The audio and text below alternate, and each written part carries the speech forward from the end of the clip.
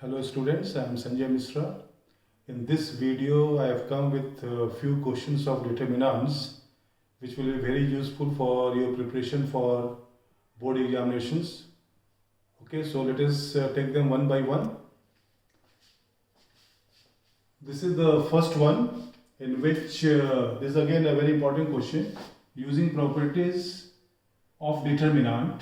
Okay, using properties of determinant, prove that this determinant, row wise, I am reading out the elements a minus b minus c, 2a, 2a, the first row elements, 2b, b minus c minus a, 2b, then 2c, 2c, c minus a minus b. This should be equal to a plus b plus c whole cube. Okay, now what will be the approach here? Since we have to go to this result, so we try to get a plus b plus c in our operations. So if we go with this operation in which we are adding all the rows to row 1, and why I have done like this, because when you add minus b, r1 plus r2 plus r3 means you have to add in r1 all these two rows. So a minus b minus c plus 2b plus 2c, that will give you a plus b plus c, and others will follow similarly. Okay, so this is also a plus b plus c. Okay, 2a plus 2b plus 2c minus a minus b, that is giving you a plus b plus c. So since a plus b plus c is present in row 1, so I have taken it out. Okay, so what is left here? 1, 1, 1. Then we have to generate maximum number of zeros. For that, the operations are coming like in C2, we have to subtract C1. Okay, so that will give you 0 here, and similarly other changes I have written here. Similarly, since C1 is fixed, we are not making change in C1. That's why C1 can be used for this operation also. So here we are doing C3. From C3 we are subtracting C1, the elements of C1. So we get 0, 0 at these two places, and other changes are here. 2b minus 2b has given you 0, and similarly other changes. Now at this stage, because 2 is the maximum number of zeros that is available and that can be formed. So after that we can go for expansion. So expansion will be with respect to row 1, in which we have to multiply 1 with the cofactor. So this into 1. So that I have written here, a plus b plus c is outside, and then when these two factors minus c minus a minus b is multiplied with minus a minus b minus c, so both if minus is taken common, so that will give you plus here, and the factor will be a plus b plus c whole square, and finally it will be a plus b plus c whole cube. So that is the right hand side. So this was the first question that we have to practice. Well students, this is question number 2, in which using property we have to prove this determinant equal to 1 plus a square plus b square whole cube. So first hint we are getting, since we have 1 plus a square minus b square, so if somehow we manage to add 2b square here, so that will become a 1 plus a square plus b square. So we have minus 2b here, so multiply, that is column number 3, by minus b, and when we add it here we get this result. Okay, so this is the first result after this operation. Now I have simplified here, I have taken b common from this expression. So this is the second step ends here. Now from first column I have taken 1 plus a square plus b square common. So it is 1, 0, b, and there are the others. Now next what I am doing here, that I am multiplying column number 3 by a, so that it becomes 2a square, and when it is added to C2, so that we will get one more 1 plus a square plus b square here, another will follow automatically. So I have gone with this operation. So what we get here, 1, 0, b, and change in C2 just like this, and minus 2b 2a, 1 minus a square 1 minus b square as it is. Now from column number 2 I have taken 1 plus a square plus b square common, so they are the left expression. So this is the end of next step. Now I'm coming to this step. I've just simplified here, this part has gone out, so this is the next step. Now to get one more, 1 plus a square plus b square, I have gone here. Suppose I multiply this row by a, so this becomes 2a square. So minus a square plus 2a square, that will give you plus a square. And similarly, if this is subtracted, so that will also give you 1 plus b square here. So that's why I've gone with this operation. In R3 we are adding a times row 2 minus b times row 1. So we get this. Okay, this is the end of the next step. Now from row number 3, I have taken 1 plus a square plus b square common. So that has become cube. And if this is gone out, so I have expanded with respect to R3. So this is the cofactors, only we have to multiply this and this, minus 0. So the answer is 1 here, and this is the right hand side. So that is the solution. Now this is the next one, question number 3. This is the left hand side and right hand side, and again we have to use property. So the question ends here. Now to get this expression, this question has a small trick, that first we multiply row 1 by a, row 2 by b, and row 3 by c. And since when we multiply any determinant by any constant to any row, the value of the determinant also changes by that constant. That's why we have to divide it by ABC, so that this becomes equal to this one. Okay. So we have multiplied row wise. Now I am going to take a common column wise. First a has come from column 1. Now b has come from column 2 and c has come from column 3. So finally it becomes ABC by ABC. This is the left expression. The first step ends here, and this is the second step. So finally these two will get cancelled. So we are getting nothing here, 1. And after that the operation will be R1 plus R2 plus R3, so that we can get the required expression. So this is the next step which ends here. And after that I have taken 1 plus a square plus b square common from first row. So 1, 1, 1 is left, and after that the remaining one, and it is the end of next step. Now to get 0 and 0 here, I have done this operation. In C2 I have subtracted C1 to get this result, and similarly from C3 I have subtracted C1 to get this result, and then I have expanded with respect to row 1. So this is multiplied with 1 into 1, other will be 0.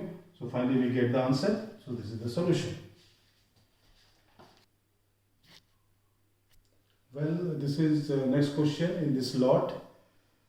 This determinant you have to show that this is the product of 4 factors.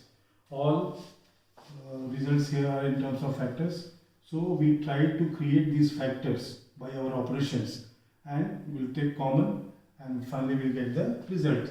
So this is the question. Now what we find here, that the first factor, which is suppose I take this factor alpha minus beta. So alpha minus beta can be obtained by the operation in R1 minus R2, that I have done here. Next operation, to get beta minus gamma, I have done the operation in R2, we are subtracting R3. Okay. So in R1 we get this result, alpha minus beta, and then alpha square minus beta square, that gives you these two factors, alpha plus beta, alpha minus beta, and then beta minus gamma. This has been changed. Now in R2 we are doing operation R2 minus R3, so that will give you beta minus gamma here, and similarly beta square minus gamma square will give you these two factors, beta plus gamma, beta minus gamma, and similarly change here, and there is no change in the third row. So this is the end of the first step. And after that I have done calculation. I have taken alpha minus beta common. So alpha minus beta has gone out, so we get 1 here. This is alpha plus beta left, and since it is beta minus alpha, so it will be minus 1. Similarly I have taken beta minus gamma here.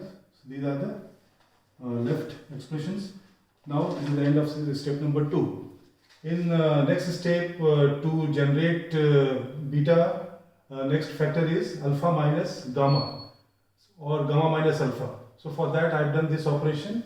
In R1 I have subtracted the elements of R2, so we are getting this factor alpha minus gamma, and in order to match this factor and this factor I have taken gamma minus alpha common from row 1, so that's why minus 1 is left here and they are the rest elements.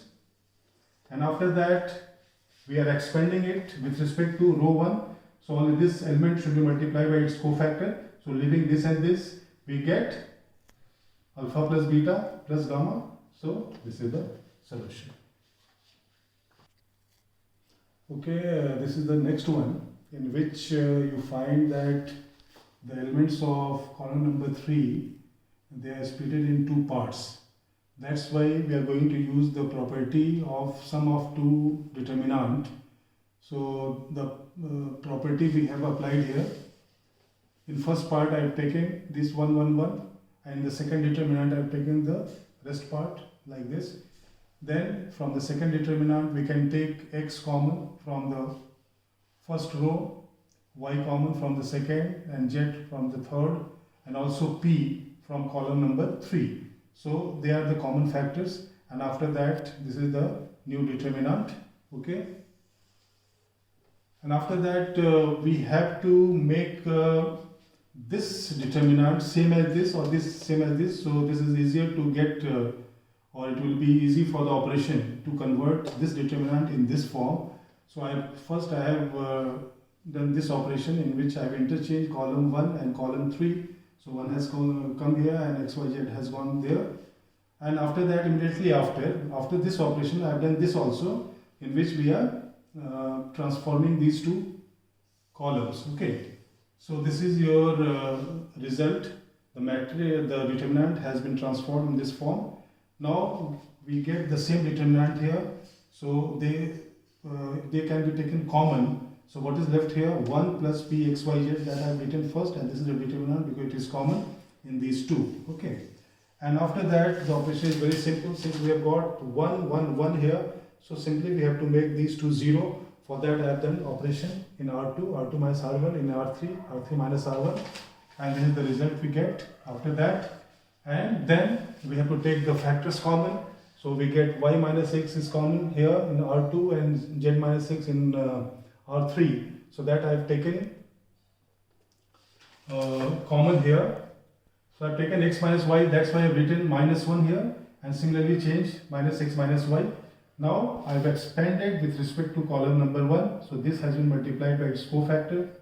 So that is the multiplication, and after that we can cancel this and this to get the next factor. Okay, and this is your result.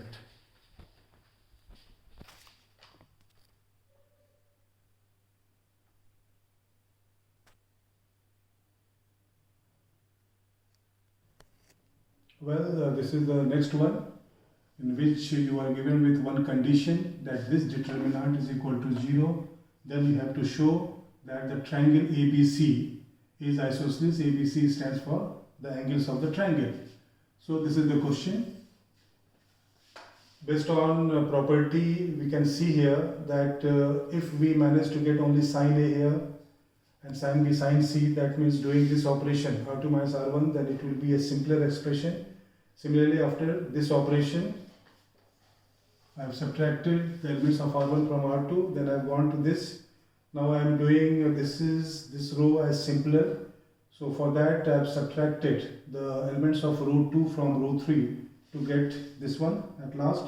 And this is a very ready to use determinant in which we can manage two zeros here. So for that I have done the operations. In C2 we are subtracting C1, subtracting C1 to get 0 here. Similarly in C3 we are subtracting C1 again to get 0 here. So this is the result after that. And I have written sine square b minus sine square in terms of factor. Okay, then I have taken these two factors common. So this is the left determinant. And after expanding with respect to R1, we have got this result. Now we know that when product of three expressions is 0, then at a time either one of them may be 0, or they can be 0 all the time at the same time also, but I am taking one by one case. If sine B minus sine A, suppose this is 0, so that gives you sine A is equal to sine B, and since we have restrictions on the angle cannot go beyond 180 degrees, so we can write here A is equal to B.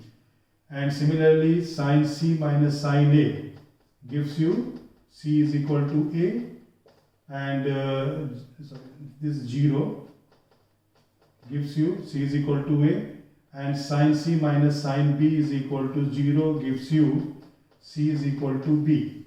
So at in all the conditions we are getting two angles equal. One is A is equal to B, then C is equal to A, then C is equal to B. So this proves that the triangle is isosceles because its two angles are equal.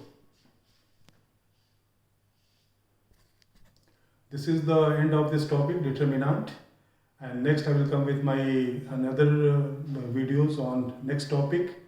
Okay, until till that time you wait. Thank you very much.